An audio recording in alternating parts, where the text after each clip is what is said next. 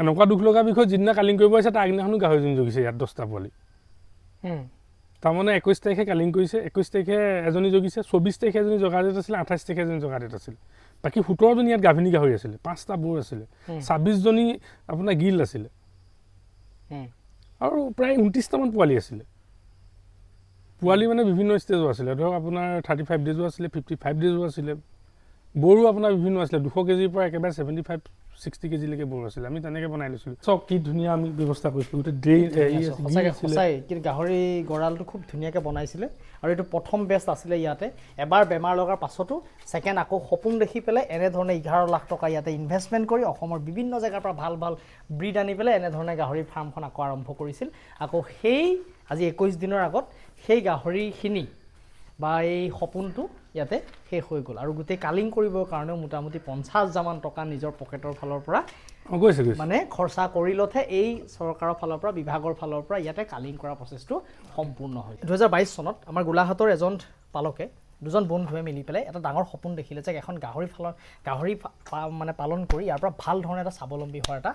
চেষ্টা কৰিব ঠিক তেনেধৰণে এখন ফাৰ্ম আৰম্ভ কৰিলে প্ৰায় 35 লাখ টকা ইনভেষ্টমেণ্ট কৰি আৰু 2023 বা 24 বৰ্ষত তেখেতৰ ফাৰ্মখন আকৌ ASFত মানে ধ্বংস হৈ গৈ আছিলে তাৰ পাছত আকৌ আৰম্ভ কৰিলে যে নতুন উদ্যমেৰে অসমৰ বিভিন্ন জেগাৰ পৰা ভাল ভাল ব্ৰিড আনি পেলাই আমাৰ ইয়াতে গোলাঘাটত এখন ভাল উদ্যমেৰে যিখন ফাৰ্মত মই বৰ্তমান উপস্থিত আছোঁ সেই প্ৰথম বেমাৰ হোৱাৰ পাছত এইখন ফাৰ্ম প্ৰায় 11 লাখ টকা ইনভেষ্টমেণ্ট কৰি এই ফাৰ্মখন তৈয়াৰ কৰি অসমৰ বিভিন্ন জেগাৰ পৰা ভাল ভাল গাহৰি আনি পেলাই আকৌ নতুন উদ্যমেৰে গাহৰি ফাৰ্মখন আৰম্ভ কৰিলে আৰু ইয়াতে যথেষ্টখিনি কিন্তু গাহৰি আছিলে প্ৰায় লাষ্ট মোমেণ্টত 1,20,000 টকাৰ দানা খাই আছিলে এইখন ফাৰ্মত আজি 21 দিন হৈছে এই ফাৰ্মখনৰ পৰা বিভাগৰ ফালৰ পৰা ASFৰ কাৰণে গাহৰি কালিং কৰিব লগা চিটুৱেশ্যন হ'ল গতিকে সকলো কথা আজি এই ভিডিঅ'টোৰ যোগেদি ডিটেইলছত সঁচা ঘটনা লৈ পেলাই মই আপোনালোকক এই ভিডিঅ'টো প্ৰস্তুত কৰিছোঁ ভিডিঅ'টো যিমান পাৰে সিমান গাহৰি পালকৰ মাজত শ্বেয়াৰ কৰিবলৈ নাপাহৰিব গোলাঘাট গাহৰি পালক সন্থাৰ সম্পাদক মাধুৰ্য বৰা নমস্কাৰ কেতিয়া আৰম্ভ কৰিছিলে গাহৰি পালন মই আংশিকভাৱে 2019 চনৰ পৰা গাহৰি পালনৰ লগত জড়িত কিন্তু বহুলভাৱে মই 2022 চনৰ পৰা গাহৰি পালন কৰিছিলোঁ আচলতে মোৰ ককাইদেউ আৰু মই দুইজনে মিলি পেলাই এটা প্লেনিং কৰিছিলোঁ যে আমি অলপ বহল অৰ্থত গাহৰি ব্যৱসায় কৰিম তাৰপৰা 2022 বৰ্ষৰ পৰা কৰি থাকোঁতে হঠাতে আমাৰ 2024 চনৰ মাৰ্চ মাহত আফ্ৰিকান সোৱাইন ফিভাৰ হডিছ এটা বেমাৰে দেখা দিলে ফাৰ্মত তাৰপৰা পুনৰ আমি ভাবিলোঁ যে আকৌ আমি আৰম্ভ কৰিম ঠিক তেনে 2024 বৰ্ষৰ একেটা বৰ্ষৰে প্ৰায় 5 মাহমানৰ পিছত আমি আকৌ পুনৰ ইয়াতে গাহৰি আনিছিলোঁ ভৰাইছিলোঁ গাহৰিখন লাহে লাহে ফাৰ্মখন ভৰ্তি হৈছিল কিন্তু পুনৰ 2026 বৰ্ষৰ 19 জুলাই তাৰিখে বিগত 21 দিনৰ আগতে ফাৰ্মখনত আপোনাৰ একেই আফ্ৰিকান সোৱাইন ফিভাৰ হডিছ বেমাৰে দেখা দিলে আমি সন্দেহ কৰিলোঁ সন্দেহ কৰাৰ ফলত গাহৰি পোৱালি দুটি মৃত্যু হৈছিল মৃত্যু হোৱাৰ ফলত আমি সেই পোৱালি দুটা টেষ্ট কৰিবলৈ গুৱাহাটীলৈ লৈ গ'লোঁ নিজেই আমাৰ ভেটেৰিনেৰী ডিপাৰ্টমেণ্টৰ লগত কথা পাতি বিভাগৰ লগত কথা পাতি লৈ যোৱাৰ পিছত আমি ঠিক দেওবাৰে গৈছিলোঁ দেওবাৰে গুৱাহাটীত আমি এইটো NRDDL যিটো আমাৰ লেবৰেটৰী আছে তাত তেওঁলোকক ব্লাড দিলোঁ তাৰপৰা সোমবাৰে গাহৰি পোৱালি ইয়াৰ পৰা লৈ গৈছে না আমি ব্লাড লৈ গৈছোঁ মৃত গাহৰি পোৱালিকেইটা ব্লাড নিছোঁ জীৱিত দুটাও ব্লাড নিছোঁ টোটেল আমি 4টা পোৱালি ব্লাড সংগ্ৰহ কৰিছিলোঁ নিছিলোঁ নিয়াৰ পিছত তাতে আমাৰ প্ৰায় আপোনাৰ ঠিক দেওবাৰে আমি লেবৰেটৰীত জমা দিছোঁ সোমবাৰে আমাক ফোন কৰিছে তাৰ পৰা যে আপোনালোকৰ ইয়াত ASF পজিটিভ আহিছে আৰু তৎকালীনভাৱে বিভাগীয় তৰফৰ পৰা আমি নিজেও খুব তৎকালীনভাৱে সেই যোগাযোগ কৰি আগদিনাখন সোমবাৰে খবৰ দিছে মঙলবাৰে আমি গোটেই ফাৰ্মখন কালিং কৰি দিয়া হ'ল আৰু খুব দুখ লগা বিষয় যে এতিয়া গাহৰি পালক আমাৰ অসমত যিসকল আছে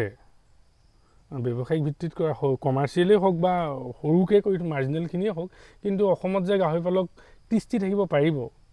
তাত কিন্তু সন্দেহ আছে কাৰণ আপুনি নিজে চাওক আমি ফাৰ্মখন কেনেধৰণে কৰিছিলোঁ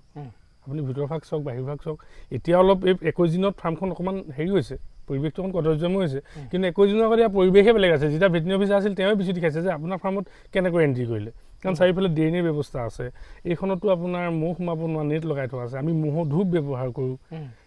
পানীটো আমি কোনো ধৰণৰ পুখুৰীৰ পৰা ব্যৱহাৰ নকৰোঁ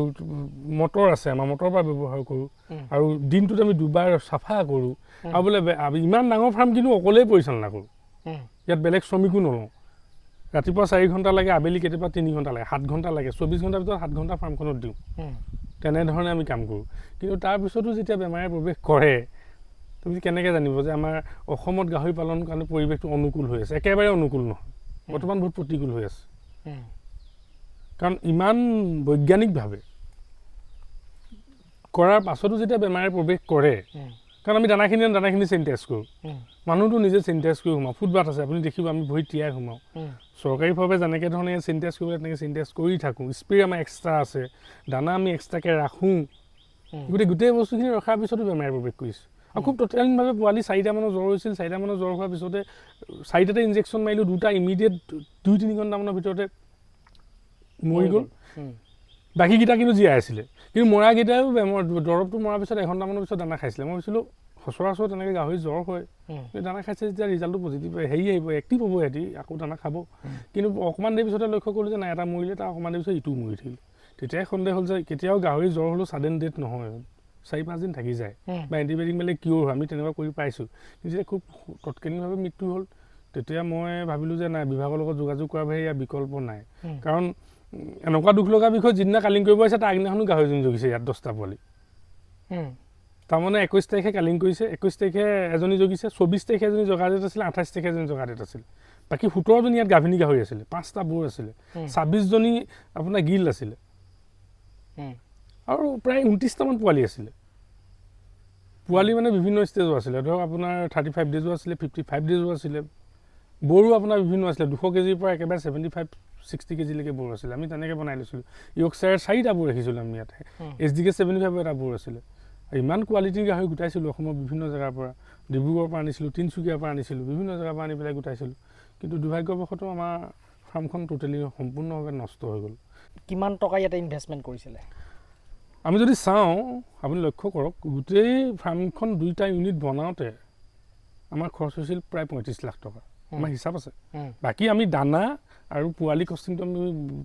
গোটোৱাটো বাদেই দিছোঁ গোটেই ফাৰ্মখন আমাৰ বনাওঁতেই 35 লাখ মান টকা খৰচ হৈছিল কাৰণ এইটো ইউনিট বনাওঁতে আমাৰ 11 লাখ মান টকা খৰচ হৈছে আমাৰ হিচাপ আছে এইটো ইউনিটটো ইয়াতকৈ ডাঙৰ ইয়াত 15টা ৰুম আছে ইয়াত 21টা ৰুম আছে আৰু জানেই মিস্ত্ৰী কষ্টিংটো কিমান মেটেৰিয়েলৰ কষ্টিং কিমান আমি ধৰক এনেকৈ বনোৱা নাছিলোঁ ভাবিছিলোঁ পাৰ্মানেণ্টলি এটা হ'ব এইটো ভাবিছিলোঁ ব্ৰিডিং চেক্টৰ কৰিম আমি ইয়াত অলপ ফেটেনিং ৰাখিম ফেৰটো ফিনিছ কৰিম বুলি ভাবিছিলোঁ আমি আৰু এটা ইউনিট আমি বনোৱা চিন্তা কৰিছিলোঁ এইফালে জেগা উলিয়াইছিলোঁ আমাৰ এটা ইউনিট বনাম যিটো কেজ দি বনাম ভাবিছোঁ 50জনীমান গাহৰি একেলগে ৰাখিম আৰু তাৰ পৰা আমি কেজৰ পৰা উলিয়াই পেলাই প্ৰেগনেণ্ট হ'লে যেতিয়া ফেৰ জগিব সময় হ'ব তেতিয়া আমি এইটো চেক্টৰলৈ ভৰাই দিম কিন্তু এতিয়া আৰু সেইটো কৰাৰ মনত স্থিৰ নাই যিহেতু কঁকাল সম্পূৰ্ণৰূপে ভাগি পৰিলে যে খুব ধুনীয়াকৈ ইয়াতে মেডিচিনৰ ব্যৱস্থা কৰিছিলে ইয়াত এণ্ট্ৰি হৈহে বাকীখিনি আছিলে আচলতে এইখিনি ইয়াত গঁৰাল আছে সম্পূৰ্ণ চব কিমানটা গঁৰাল আছে এখন ফাৰ্মত ইয়াত 21টা আছে 21টা আছে ধুনীয়াকৈ বনাইছে চক পোৱালিৰ কাৰণে ধৰি গোটেই ব্যৱস্থা খুব ধুনীয়া আছিলে পোৱালিৰ ব্যৱস্থা আছিলে এই প্ৰত্যেকটো ব্ৰিডিং ইউনিটৰ কাৰণে এখন ফাৰ্ম বনাইছিলে আৰু চব 5 ইঞ্চি ৱাল দি পেলাই গোটেই বনাইছে আৰু আপুনি যদি চাই কাষত পুৰা নেট ইয়াত যাতে আপুনি চৰাই চিৰিকটি একো সোমাব নোৱাৰে প্ৰশিক্ষণ ক'ত লৈছিলে মই প্ৰশিক্ষণ লৈছিলোঁ প্ৰথম লৈছিলোঁ আপোনাৰ দীপাংকৰ দাৰ ওচৰত হয় বিহপুৰীয়া তাৰ পৰা লৈছিলোঁ মই আমাৰ শ্ৰদ্ধা মনোজ কুমাৰ বসুমতাৰী ছাৰৰ ওচৰত হয় দুটাকৈ মই প্ৰশিক্ষণ লৈছিলোঁ বিগত বৰ্ষত হয় এটা আছিলে 3 দিনীয়া এটা আছিলে 4 দিনীয়া হয় আৰু গাহৰিৰ ওপৰত যথেষ্টখিনি জ্ঞান অৰ্জন কৰিছিলোঁ সেইকাৰণে চাগে আগবাঢ়ি আহিছিলোঁ যে পুহিম বা পাৰিম আৰু ছাকচেছো হৈছিলোঁ এইটো নহয় যে আনছাকচেছ কাৰণ গাহৰিৰ পৰা যথেষ্টখিনি উপাৰ্জনো কৰিছিলোঁ আৰু এটা কথা মই কওঁ যে গাহৰিত ব্যৱসায়টোত আনলিমিটেড পইচা ভবাতকৈ বেছি পইচা আহে অন্য ব্যৱসায়তকৈ গাহৰি ব্যৱসায়টোত বিশেষকৈ জীৱ ব্যৱসায়ৰ ভিতৰত গাহৰি ব্যৱসায়ত আনলিমিটেড পইচা আহে ভাবিব নোৱাৰে এজনী গাহৰি যদি আপুনি এষ্টিমেট কৰে 8টা পোৱালি দিব তাই হয়তো 15টা বা 12টা পোৱালি দিব পাৰে আমি পাইছোঁ তেনেকৈ গতিকে ভবাতকৈ বেছি পইচা আহে কিন্তু যেতিয়া নষ্ট হয় ভবাতকৈ কিন্তু অৰ্থটো বেছি নষ্ট হৈ যায় সমস্যাটো তাতেই আৰু আমাৰ ইয়াত গাহৰি পালন কৰি এইকাৰণে তিষ্ঠিব নোৱাৰে বুলি মই কৈছোঁ কাৰণ আমি খবৰ পাই থাকোঁ পালক হিচাপে আমাৰ যথেষ্ট মানুহৰ লগত যোগসূত্ৰ আছে বিভিন্ন ঠাইত বেমাৰ লাগি থাকে কিন্তু আমি যি ধৰণে খুব তৎকালীনভাৱে গাহৰিখিনি কালিং কৰি পেলাই কাষৰ গাহৰিখিনি বা ওচৰৰ মানুহখিনিৰ কাৰণে চিন্তা কৰিলোঁ কিন্তু আমাৰ ইয়াৰ পালকখিনি ইমান সহজতে চিন্তা নকৰে বা তেওঁলোক ইমান বোধগম্য নহয় যাৰ কাৰণে কি হয় বেমাৰটো লাহে লাহে বিয়পি এটা বহল পৰিসৰত বিয়পি যায় সৰু ফাৰ্মাৰৰ পৰা 2টা গাহৰি থকা মানুহৰ পৰা 200 গাহৰি থকালৈকে মানুহ এই বেমাৰত ভুক্তভোগী হৈ যায় সমস্যাটো তাতেই আৰু আমাৰ ইয়াত জানেই গাহৰি খোৱা মানুহৰ সংখ্যাটো বেছি গাহৰিটো কাটি দিয়াৰ লগে লগে ৰেটটো কম হৈ যোৱাৰ লগে লগে মানুহ তাত একেবাৰে উপুৰি খাই পৰে তাৰ মাংস কোৱালিটি বা গাহৰিটো বেমাৰী নে নিৰোগী নে কোন হয় কেনেকুৱা তাৰ কোনো ধৰণৰ বিচাৰ নকৰে খাই দিয়ে মোৰ ঘৰত মই নাখাওঁ কিন্তু মোৰ কাষৰ ঘৰত খাই দিয়ে আহি কাৰণ আমাৰটোতো ইঘৰ মানুহৰ লগত ওচৰ চুবুৰীয়া আমি গাঁৱত পৰিৱেশ বসবাস কৰোঁ মানুহ যোগাযোগ থাকেই সেইকাৰণে বেমাৰটো মোৰ সম্ভৱত সোনকালে বিয়পি পৰে আৰু এটা কথা মই এইখিনিতে কওঁ মোৰ চিন্তাধাৰাই কৈছোঁ যে আমি গাহৰি পালকসকল যিমানেই চেনিটাইজ নকৰোঁ আমি গাহৰি পালকসকল যিমানেই সজাগ নহওঁ যেতিয়ালৈকে গাহৰিৰ দানা বিক্ৰেতাসকল সজাগ নহয় তেতিয়ালৈকে অসমত গাহৰি বেমাৰ কেতিয়াও নিৰ্মূল নহয় কাৰণ আমি দানাটো চেনিটাইজ কৰি ভৰাইছোঁ আমি এটা প্ৰক্ৰিয়াই ভৰাইছোঁ কিন্তু তাত কি কৰে তেওঁলোকে তাত একেবাৰে মুকলি বেহা গুদামত যিকোনো মানুহ সোমায় যোনে তোনে গাহৰি দানা লুট কৰে তাত কোনো ধৰণৰ চেনিটাইজ ব্যৱস্থা নাই তাত বেমাৰী গাহৰি ফাৰ্মৰ মানুহে আহিছেনে কোনোবাই আহিছেনে গাহৰি যিসকল দানা বিক্ৰেতাসকলে কোনো ধৰণৰ চিন্তা নকৰে যাৰ বাবে বেমাৰটো তাৰ পৰাই বিয়পি আহে এইটো একেবাৰে সত্য কথা কাৰণ আপুনি দেখিব আমাৰ যিখন গাহৰি দানা বিকা দোকান আছে বা পশুপক্ষী দানা বিকা দোকান আছে তেওঁলোকৰ তাত কোনো ধৰণৰ চেনিটাইজ ব্যৱস্থা নাই একেবাৰে মুকলিকৈ ৰাখে দানা গতিকে চেনিটাইজ ব্যৱস্থা নাই তেওঁলোকৰ কৰ্মচাৰীসকলেও চেনিটাইজ নকৰে তেওঁলোকে কৰ্মচাৰীসকলে গাহৰি মাংসৰ ভাত খাই আহি পেলাই গাহৰি দানা বিলাই থাকে তেনেকৈতো বেমাৰটো বিয়পি যায় গতিকে আমি যেনেধৰণে চেনিটাইজ কৰিছোঁ আমাৰ ফাৰ্মবোৰ যেনেধৰণে বন্ধ কৰি ৰাখিছোঁ দানাও যদি তেনেধৰণে বন্ধ কৰি বিক্ৰী কৰা নহয় তেতিয়াহ'লে অদূৰ ভৱিষ্যতে অসমত কেতিয়া গাহৰি পালন কৰি মানুহ জীয়াই থাকিব নোৱাৰে সেইটো একদম স্পষ্ট কথা কাৰণ বেমাৰটো দানাৰ পৰাই বিয়পে বুলি মোৰ 100% নিশ্চিত আছে কাৰণ আমি বিগত 6-7 মাহ নহয় বছৰেক ধৰি আমি গাহৰি মাংস খোৱা নাই গাহৰি কটা মানুহ ওচৰলৈ যোৱা নাই আৰু এইবোৰ ফাৰ্মত কেতিয়াও গাহৰি বেপাৰী অহা নাই কাৰণ ইয়াত বেপাৰী আহিবলগীয়া গাহৰি নায়েই ব্ৰিডিং চেক্টৰত ইউজ কৰি আছোঁ পোৱালি 2-এটা বিকো কিন্তু পোৱালি বিকিলে আমি আপুনি দেখিব আমি বাহিৰৰ পৰাই পোৱালি বিকো ইয়াত নভৰাওঁ আৰু কোনোবাই যদি মাক দেউতাক চাওঁ বুলি কওঁ আমি তেওঁলোকক কওঁ যে আপোনালোকে পোৱালি যদি ইচ্ছা কৰা নালাগে নিব কিন্তু আমি উপযুক্ত গাহৰি নিওঁ আৰু যিসকলে আমাৰ পৰা গাহৰি পোৱালি নিছে আজিলৈকে কোনো এজন পালকে কোৱা নাই যে মোৰ গাহৰি পোৱালি গ্ৰোথ হোৱা নাই কাৰণ আমি গাহৰিৰ যিখিনি পালনৰ ক্ষেত্ৰত যিখিনি বৈজ্ঞানিকভাৱে কৰিব লাগে আমি বৈজ্ঞানিকভাৱে কৰিছিলোঁ 100% নহ'লেও আপোনাৰ 80% কৰিছিলোঁ কাৰণ আমাৰ ইয়াত ইনব্ৰিডিঙৰ কোনো সম্ভাৱনা নাই ধুনীয়াকৈ কৰিছিলোঁ ডিৱাৰ্মিং ধুনীয়াকৈ কৰোঁ এই গোটেইখিনি আমি সময় উপযোগী কৰিছিলোঁ কিন্তু কেনেধৰণে বেমাৰটো সোমাই আহিল কাৰণ মোৰ পোৱালি আছিল 25টা তাত মই ষ্টাৰ্টাৰ দিছিলোঁ আৰু সেই পোৱালি 25টাতে প্ৰথম বেমাৰটো আৰম্ভ হৈছিল আৰু বেমাৰটো তাৰ পৰা এই ফাৰ্মখনত অলপ বিয়পিছিল বুলি সন্দেহ কৰা হৈছিল যেতিয়া পজিটিভ আহিছিল কিন্তু প্ৰথম পোৱালিকেইটাতে পজিটিভ প্ৰথম পোৱালিতে পজিটিভ আহিছে ডাঙৰ গাহৰিত অহা নাছিল কিন্তু এটা কথা হয় যেতিয়া ফাৰ্মখনত বেমাৰটো এণ্ট্ৰি কৰে 2-4 দিনৰ পিছত ফাৰ্মখনত মানে ফাৰ্মখনৰ পৰিৱেশটো বেলেগ হৈ যায় কাৰণ আমাৰ ইয়াত এতিয়া আপুনি দেখিছে আপুনি যেতিয়া প্ৰথম ভিডিঅ' বনাব আহিছিল আমিও ইয়াত যেতিয়া সোমাওঁ ন এটা ক্ৰাউড হৈ থাকে আৰু যেতিয়া বেমাৰটো এণ্ট্ৰি কৰি দিয়ে লাহে লাহে গাহৰিখিনি ডেমেজ হৈ আহে মাত নাই আপুনি ভাবিব নোৱাৰে তাৰমানে যে আপুনি যদি 2 বজাত দানা দিয়ে বা 3 বজাত দানা দিয়ে সেই সময়ত আপোনাৰ এণ্ট্ৰি কৰিবই আৰু যেতিয়া মানুহজন আহে গম পালে চিঞৰটা মাৰিবই যেতিয়া বেমাৰটো সোমাই লাহে লাহে গাহৰিখিনি নৰম হৈ আহে তেতিয়া গম পাব যে বেমাৰটো লাহে লাহে বিয়পিছে একদম একেবাৰে ধ্ৰুৱ সত্য কথা এইটো আমি সেইটো প্ৰমাণ পাইছিলোঁ ৰুমৰ চাইজবোৰ কিমান আছিলে 8x12 আছিলে চব চাইজ চক 5 ইঞ্চি ৱাল কোনো এটা বস্তু আপুনি ইয়াতে বাঁহৰ নেদেখে ওপৰৰ যদি চালিখন দেখে এইটো কাঠৰে চব বস্তু এটা পাৰ্মানেণ্ট ভাল এটা সপোন দেখিছিল যে ইয়াৰ পৰা এটা ভৱিষ্যতে এটা ভাল উপাৰ্জনৰ পথ ইয়াৰ পৰা ল'ব গতিকে ইমান ধুনীয়াকৈ গোটেইখিনি কৰিছিলে ইমানখিনি ইয়াত কেইটা ৰুম আছে আপোনাৰ ইয়াত 21টা আছে 21টা ৰুম আছে আৰু ছাইডত এইবোৰ চব কমপ্লিট ড্ৰেইনৰ গোটেই ব্যৱস্থা আছে আচলতে এই ফাৰ্মখন আজি 21 দিনৰ মূৰত তেখেত আজি নিজে আহিছে গতিকে 21 দিনৰ আগত গোটেই কালিং কৰা ব্যৱস্থা আছিলে আৰু সেই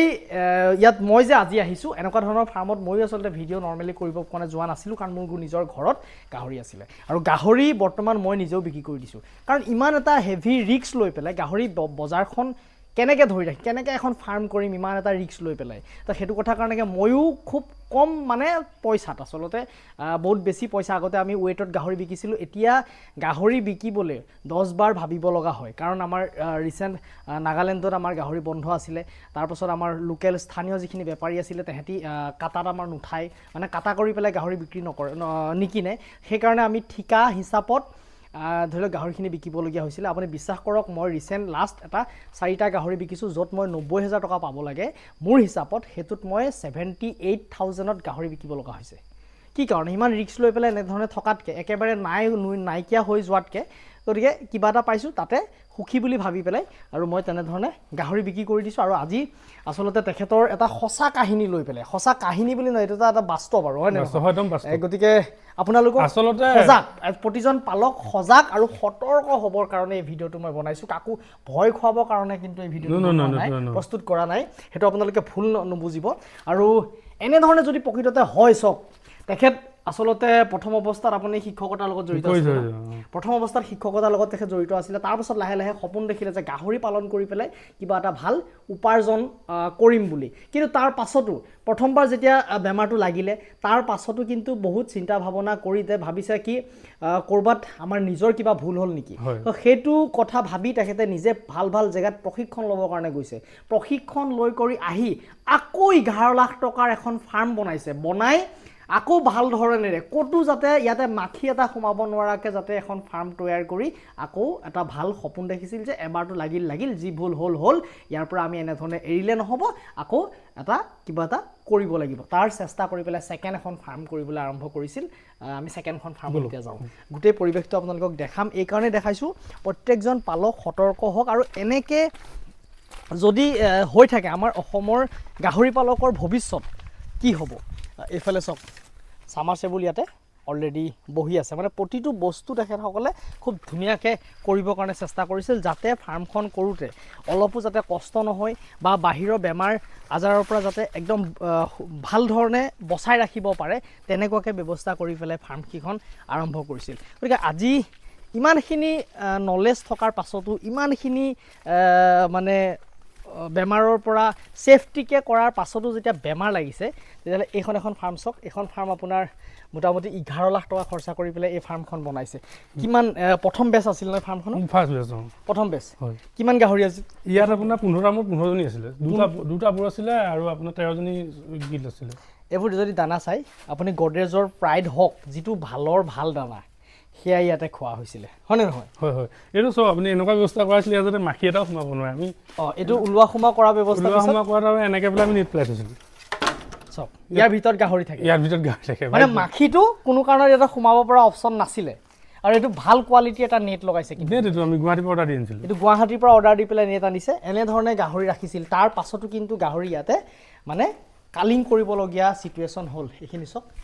এটা কিমান হেভিকে বনাইছিল এইবোৰ চব 5 ইঞ্চি ৱাল দি পেলাই গড়াল বনাইছে এটা কিমানটা গড়ালৰ ৰুম আছে আপোনাৰ ইয়াত 15টা আছে সাইজ কিমান আছিলে গড়ালৰ সাইজ এইবোৰ আছে আপোনাৰ 8x12 আৰু এইখিনি আছে আপোনাৰ 7x10 7x10 এইখিনি আমি মানে গাভিনী প্ৰথম পৰ্যায়ত ৰখাৰ এইখিনি ৰুম আছিলে সিঙ্গল চব আৰু এইখিনি যেতিয়া জগিব সময় হ'ব ফেয়াৰিং ৰুম আছিলে আমি ফেয়াৰিং কিটো বনাই থোৱা আছিলে গোটেইখিনি ফেয়াৰিং বক্স আছিলে আৰু ইয়াত যে আপোনালোকে মহ লগাইছে বুলি কৈছে মাখিৰ কাৰণে চব ইয়াতে এনে ধৰণে মাখিৰ কাৰণে আচলতে প্ৰত্যেকটো ৰুমতে কিন্তু এইবোৰ ধূপ দিয়া আমাৰ গোটেই ব্যৱস্থা আছিল চব ধূপ দিয়া ব্যৱস্থা আছিল যাতে মহেও ডিস্টাৰ্ব যাতে কৰিব নোৱাৰে মোৰ গাহৰিখিনিক তেনেধৰণে কৰিছিল এতিয়া কিন্তু তাত অকল গাহৰিৰ তেজৰ বাদে গাহৰি গড়ালকেইটাত মই একো দেখা পোৱা নাই কিমান এটা দুৰ্ভাগ্য কিমান এটা আচলতে হেভি লষ্ট এনেকুৱা ইমান এটা হেভি টকা লছ হোৱাৰ পাছত কেনেধৰণে আমাৰ অসমৰ গাহৰি পালকে কিবা আকৌ নতুন উদ্যমেৰে কাম কৰিব বুলি মানে ভাবিব পাৰে নোৱাৰি একেবাৰে মানুহে যদি কয় যে ঠিক আছে বেমাৰটো লাগিল আকৌ নতুনকৈ কৰা তেলে কৰা বুলি কোৱাৰ লগে লগে মানে কেনেকৈ মানে পইচাৰ পৰা ধৰি যিটো বাজেট গতিকে সেই বাজেটটো এবাৰ আমাৰ গোটাবৰ কাৰণে কিন্তু কিমান এটা চিন্তা কৰিব তাৰমানে আপোনাৰ পইচাটো পইচাই কাৰণ ফাৰ্মখন কৰিবলৈ আপোনাৰ হাতত এটা কেপিটেল লাগিব দ্বিতীয়তে আপুনি মানুহজন ব্যস্ত আজি মই এই ফাৰ্ম দুইখনতে লাষ্ট বেমাৰ লগাৰ পাছত আমি এইটো সন্দেহ কৰিছিলোঁ দেই বেমাৰ লাগিছে বুলি তেতিয়া আমি তৎকালীনভাৱে গাড়ী উলিয়াই দিয়া হৈছিল কিন্তু সেইটো সন্দেহ কৰাৰ পিছত সম্পূৰ্ণৰূপে চেনিটাইজ কৰি পেলাই আকৌ যেতিয়া পুনৰ আমি পোহাৰ ব্যৱস্থা কৰিছিলোঁ 1 বছৰ কাল মই এই ফাৰ্মখনতে লাগি আছোঁ কাৰণ এটা বেছ পোৱালি ওলাইছিল ফাৰ্ষ্ট জগিছিল তাৰ গোটেইখিনি আমি ৰাখি দিছিলোঁ কেইটামান পোৱালি বিকিছিলোঁ মোটামুটি এই ফাৰ্মখনৰ পৰা সম্ভৱতঃ 1 বছৰত আমি 50,000 মান টকা পোৱালি বিকিছিলোঁ কিন্তু লাষ্ট টাইম মই দানা খাইছিল 1,20,000 টকা মাহে গোটেই এবছৰত আমি 50,000 মান টকা পোৱালি বিকিছিলোঁ এইটো একেবাৰে মানে আপোনাৰ ন্যূনতম মূল্য ভাবিব নোৱাৰি কিন্তু 1 বছৰ মই ইয়াত ছাৰ্ভিচ দিছোঁ 1 বছৰ মই ইয়াত সদায় ৰাতিপুৱা গধূলি আপোনাৰ 24 আৱাৰ্ছ কনচাল্ট কৰি থাকোঁ মই ক'তো নাযাওঁ এনেকুৱা লাগে যেন ফাৰ্মখন এৰি গ'লে মোৰ কিবা এটা লষ্ট হ'ব কাৰণ ভাবিছিলোঁ যে এই ফাৰ্মখনৰ পৰা উপাৰ্জন কৰিম অন্য উপাৰ্জনৰ দিশ থাকিলেও কিন্তু এটা ইণ্টাৰেষ্ট আছিল ফাৰ্মখন কৰাৰ ভাল লাগিছিল যে গাহৰিখিনি ইয়াত থাকে গোটেইখিনি আৰু ইমান ভাল ভাল বিট আনিছিলোঁ ভাবিব নোৱাৰা আপোনাৰ ইয়ৰ্কশ্বায়াৰ বিট আছিলে কালেক্ট কৰি আনিছিলোঁ বহুত দূৰ দূৰৰ পৰা মোৰ বন্ধুৰ লগত গৈ পেলাই আপোনাৰ মানে অকণো দ্বিধাবোধ নকৰি পেলাই গাহৰি কিনি আনিছিলোঁ যে পুহিম আকৌ চলাম বেমাৰ যে লাগিব সপোনতো ভবা নাছিলোঁ কিন্তু দুৰ্ভাগ্যবশতঃ বেমাৰটো প্ৰৱেশ কৰিলে কিন্তু আজিলৈও বেমাৰটো ক'ৰ পৰা প্ৰৱেশ কৰিলে মই তাৰ কিন্তু এটা হেৰি উলিয়াব পৰা নাই সন্দেহ কৰিছোঁ দানাত আছে বুলি কাৰণ লাষ্ট টাইম পোৱালিখিনি যেতিয়া ষ্টাৰ্টাৰ দানাটো আনিছিলোঁ মই দানাটো নাম নকওঁ দোকান ক'ৰপৰা আনিছোঁ নকওঁ সেইটো কোৱাটো যুক্তি নহ'ব তেওঁক মই অলৰেডি ক'লোঁ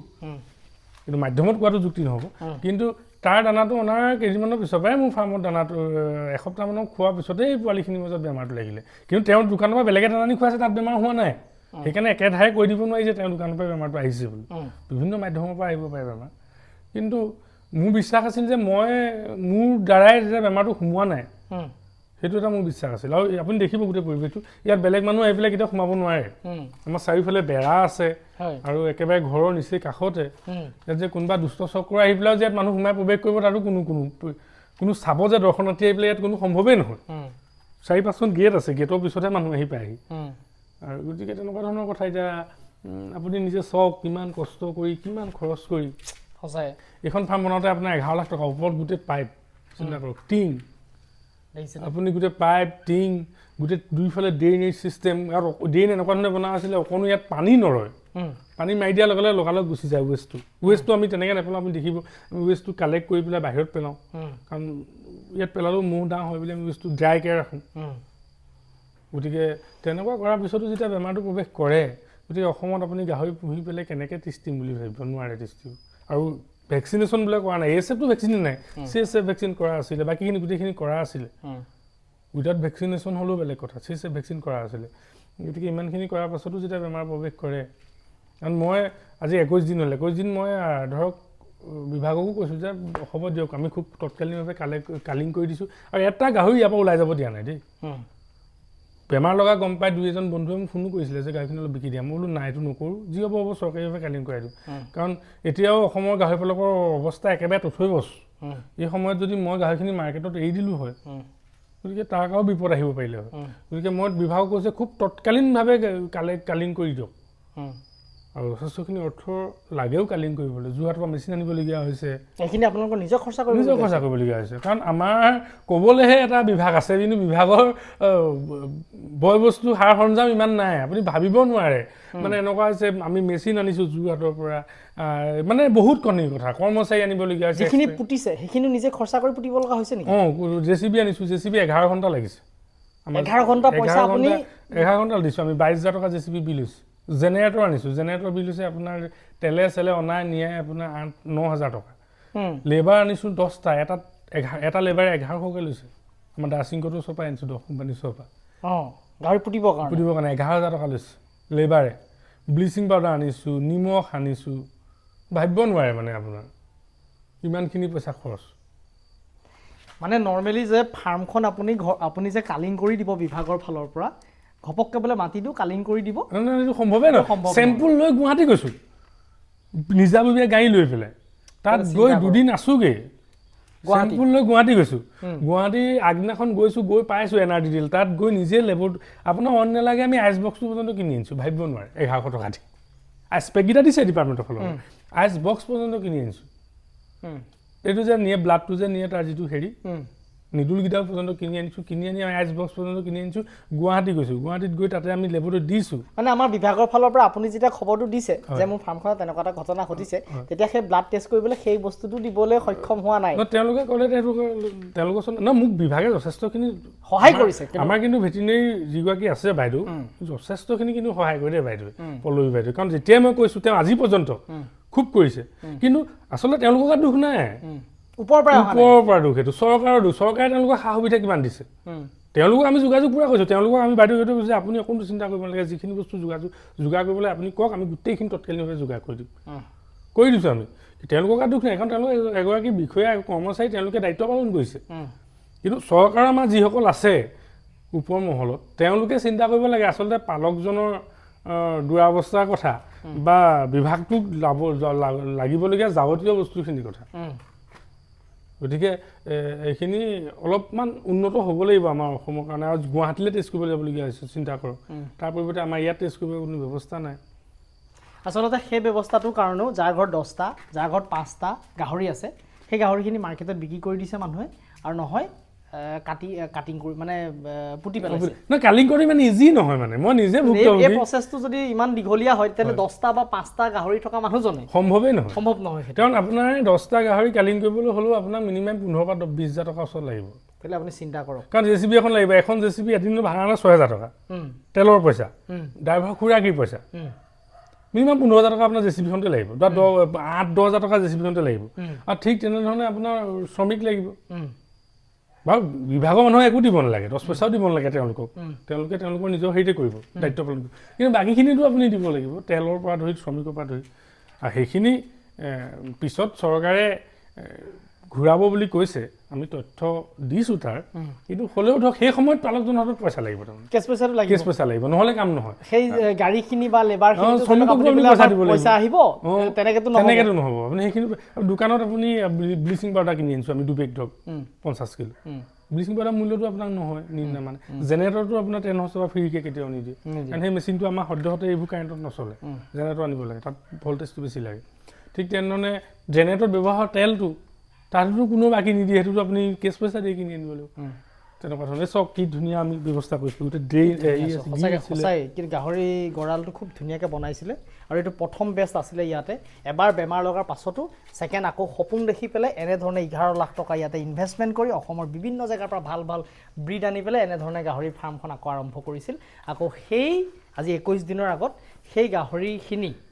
বা এই সপোনটো ইয়াতে শেষ হৈ গ'ল আৰু গোটেই কালিং কৰিবৰ কাৰণেও মোটামুটি 50,000 মান টকা নিজৰ পকেটৰ ফালৰ পৰা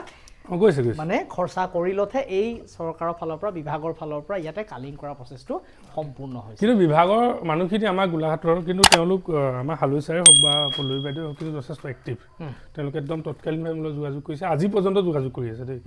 আজি পৰ্যন্ত তেওঁলোকে মোৰ লগত এইটোৱে যোগাযোগ কৰিছে কাষৰীয়া কোনোবা মানুহৰ ওচৰত বেমাৰ লাগিছিল কিন্তু আজিলৈকে আমাৰ ঘৰৰ কাষৰীয়া এৰিয়াটোত কিন্তু বেমাৰ প্ৰৱেশ কৰা নাই তাৰমানে সেইটো কাৰণে খুব ভাল কথা যেহেতু 21 দিন হৈ গৈছে 21 দিনলৈকে কোনো ধৰণৰ ইয়াত বেমাৰৰ প্ৰৱেশ নাই কৰা আৰু আমি যিখিনি ধৰক গাহৰি যেনেধৰণে ডিছপ'জ কৰিছোঁ খুব বৈজ্ঞানিকভাৱে ডিছপ'জ কৰা হৈছে বেমাৰ আৰু ইয়াৰ কোনো ধৰণৰ গাহৰি ইয়াৰ পৰা ওলাই যাব দিয়া নাই এবিগ দানাও আমি ওলাই যাব দিয়া নাই দানা যথেষ্ট জমা আছিলে 19 কুইণ্টেলমান দানা জমা আছিলে আমাৰ মানে তাৰ আগত আপুনি দানা আনিছিলে প্ৰায় 10 দিনমানৰ আগত আমি প্ৰায় 50 বেগৰ ওপৰত দানা আনিছিলোঁ বেছি আনিছিলোঁ 55 বেগমান দানা আনিছিলোঁ তাৰে আপোনাৰ 10 দিনৰ 8 দিনত 15 বেগমান দানা গৈছিলে আমাৰ বাকী 37 বেগ 38 বেগমান দানা আছিল চাগে সম্ভৱতঃ মই হিচাপটো চালে হ'ব কিন্তু আছিল সেইখিনি দানা জমা আছিল কিন্তু গোটেইখিনি আমি ডিছপ'জ কৰি দিয়া হ'ল আমাক বিভাগক সুধিছিলে যে দানাটো কি কৰিব দানাটো ডিছপ'জ কৰি দিব ক'লোঁ তেওঁলোকে ক'লে দানাটো উলিয়াব নোৱাৰে আৰু হয়তো গোপনভাৱে যোগাযোগ কৰালে দানাটো ঘূৰি গ'লহেঁতেন চাগে কিন্তু আমি সেইটো কৰা নাই কিন্তু এইবাৰ এটাই কথা ভাল আছিল আমি ব্যৱসায়খন নিজৰ গাঁঠি ধৰণে কৰিছিলোঁ কোনো লোন লৈ পেলাই যোৱাবাৰতো আমি কঁকাল ভাগি গৈছে যোৱাবাৰ আমাৰ 1.5-2 লাখ টকা দানা দোকানত বাকী আছিলে এইবাৰ কিন্তু দানা দোকানত আমি বাকী কৰা নাছিলোঁ কেছ দি কৰি আছিলোঁ ভাবিছিলোঁ বাকী হ'লহেঁতেন যেতিয়ালৈকে পাৰ্যমানে কৰিব পাৰিছিলোঁ তেতিয়ালৈকে কৰি আছিলোঁ গতিকে তেনেকৈ কৰি আছিলোঁ কিন্তু এতিয়া বৰ্তমান শূন্য ভাবিব নোৱাৰে মই আজি 21 দিনৰ মূৰত ফাৰ্মত প্ৰৱেশ কৰিছোঁ কাৰণ যিখন ফাৰ্মত মই ৰাতিপুৱা 6 বজাত আহোঁ মোৰ ডেইলি ৰুটিন আছিল 6 বজাত আহোঁ 10 বজাত ইয়াৰ পৰা যাওঁ কেতিয়াবা এনেকুৱা হয় মোৰ চাহ জলপান ইয়ালৈকে আহে কাৰণ মোৰ বতাহ বৰষুণ ৰ'দ যি নহওক যেনেকুৱা উৎসৱ পৰিৱেশ পাবন নহওক কিন্তু মোৰ ফাৰ্মতো মই থাকিব লাগিবই কাৰণ জগা ডেট থাকে বিভিন্ন ধৰণৰ কাম থাকে ইয়াত চাফ চিকুণতাৰ কথা থাকে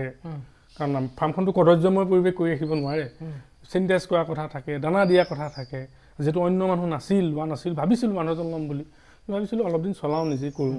কষ্ট কৰিছিলোঁ কিন্তু কষ্ট কৰাৰ বিনিময়ত উত্তৰটো গৈ পেলাই লাষ্টত এটা সাংঘাতিক শূন্য হ'লগৈ আৰু ভাবিছোঁ অসমত বৰ্তমান এটা ডাঙৰ পৰ্যায়ত প্ৰজেক্ট লৈ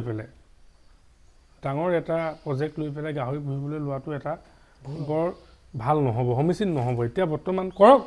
কিন্তু খুব ক্ষুদ্ৰভাৱে কোনোবাই যদি ভাবে 2-এজনে কৰিব পাৰে আৰু মই একেবাৰে কৈছোঁ আপোনাক যে অসমত গাহৰিৰ ব্ৰিড নাথাকেগৈ এতিয়া কাৰো ওচৰত গাহৰি ব্ৰিড বোলা বস্তুটো নাই গাহৰি বোলা বস্তুটো থাকিব কিন্তু ব্ৰিড বোলা বস্তুটো নাথাকে কাৰণ ভাবোঁ যিসকল পালকে ভালকৈ গাহৰি ব্ৰিডবোৰ ৰাখিছিল তেওঁলোকৰ ফাৰ্মবোৰে বৰ্তমান বেমাৰত পৰিছে গতিকে বাকীটো ধৰক গাহৰি যিসকলে খাচী পোহে বা দুই এজনী জগাই তেওঁলোকেতো ইমান ব্ৰিডৰ ক্ষেত্ৰত সজাগ নহয় তেওঁলোকে যেনে তেনে পোহে আৰু কৰে গতিকে তেনেকুৱা ধৰণৰ কথা কিন্তু উপায় নাই এইটো চাগে আহিছিল এটা ধুমুহা আমাক শেষ কৰি পেলালে শেষ মানে এতিয়া বৰ্তমান একেবাৰে শেষ একেবাৰে কাম বন নাই বেকাৰ বুলি যে কয় এতিয়া বৰ্তমান তেনেকুৱা পৰ্যায়লৈ লৈ গ'ল সেইকাৰণে মই কওঁ যে গাহৰি ব্যৱসায়টোত এতিয়া বৰ্তমান বৰ পৰিৱেশটো অনুকূল নহয় একেবাৰে প্ৰতিকূল হৈ আছে এটা ডাঙৰ প্ৰশ্ন যে অসমত গাহৰি পালকৰ যিটো ব্যৱসায় যিটো সপোন এইটো থাকিবনে নাথাকে গতিকে এনেকুৱা ধৰণৰ ইমান ভাল এটা প্ৰজেক্ট লোৱাৰ পাছত ইমান এটা ভাল হেভি এমাউণ্ট ইনভেষ্ট কৰাৰ পাছতো যে আহি আকৌ ৰিজাল্ট শূন্য হৈ গৈছে ইয়াৰ পৰা উঠি আকৌ মানে স্বাৱলম্বী হোৱাৰ এটা ডাঙৰ প্ৰশ্ন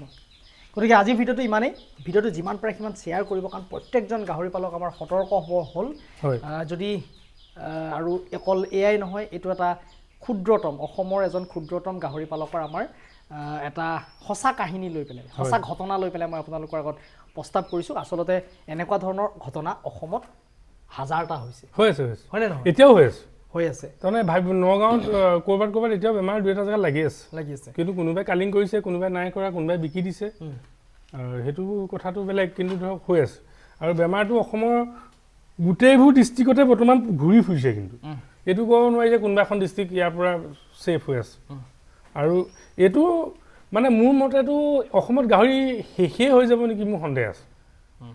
আৰু এইখন ফাৰ্ম আমি আৰু 2-3 বছৰলৈ আমি আৰম্ভ নকৰোঁ কৰিব নোৱাৰোঁ কাৰণ ভাবিব নোৱাৰি যদি অসমত আৰু 2-3 বছৰ পিছত বোলে ক'তো গাহৰি বেমাৰ নাই বৰ্তমান যদি এছএফৰ ভেকচিন ওলাইছে বোলে কাম দিছে তেতিয়া আকৌ ভাবিব পাৰি 2-3 বছৰ পিছত কিন্তু 2-3 বছৰলৈ আৰু ইয়াত আৰু গাহৰি পোহা মনটো আমাৰ নাই কাৰণ একেবাৰে ভাঙি পেলালে কঁকাল